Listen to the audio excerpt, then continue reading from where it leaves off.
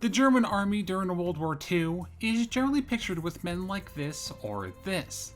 White Europeans that either volunteered or were forced to fight a war based on bigotry and propaganda, many of which would follow those beliefs. Yet, upon digging, photos such as this or this can be found, Arabian and African members within the Wehrmacht. This is the tale of the Free Arabian Army, the Arabs and Africans of Hitler's Reich. Our journey will start not in Europe, but in Iraq. Iraq had only been independent for a few years at the start of World War II. The British, who acquired the land from the Ottoman Empire, had removed the vast majority of their troops from the kingdom, but still had a small contingent of forces to protect their oil interests there. In Iraq, former Prime Minister Rashid Ali would retake the premiership, but he would be at constant odds with Crown Prince Hejaz, as Ali wanted to use his position as Prime Minister to further his own nationalist, anti-British goals.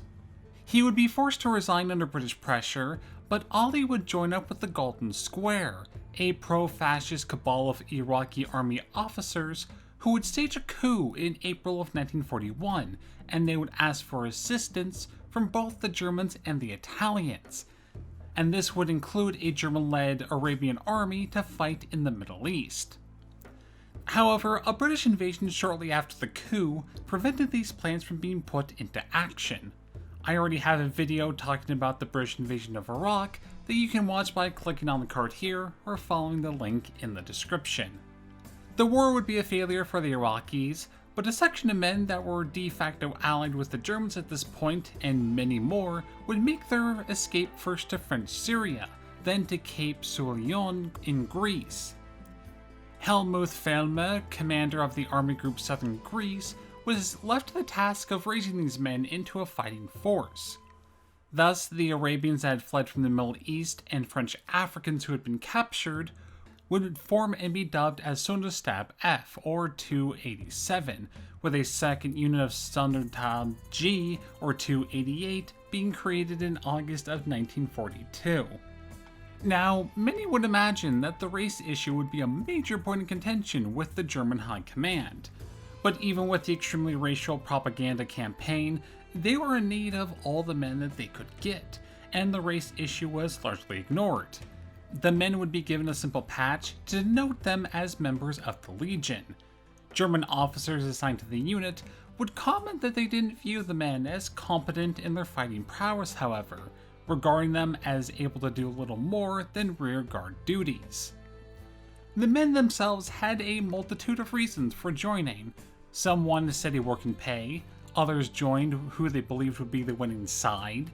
They would join the Germans as a way to fight against a common enemy. They shared similar ideological beliefs and many other reasons.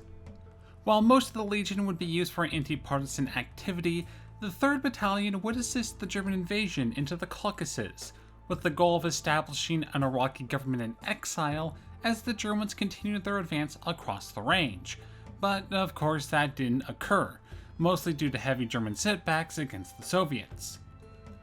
Instead, the 3rd Battalion would be sent to fight in Tunisia in early 1943, where they would be used primarily as a recruitment tool for local Arabs, and they managed to get enough recruits that a rear battalion would be formed from these recruits.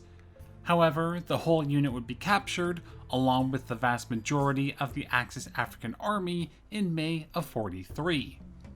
The same month, some of the original Legion 3rd Battalion and men from French Africa would be formed into Battalion 845.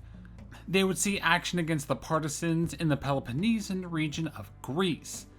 In October of 44, they would be withdrawn from Greece into Yugoslavia, and they were to be strengthened by additional Arab volunteers. The battalion would end the war near Zagreb as part of the 104th Jaeger Division. The 1st and 2nd Battalions of the Arabian Legion would largely be used to replace combat losses, before being administered and combined to form the 92nd Grenadier Regiment in June of 44, once again fighting against Yugoslav partisans.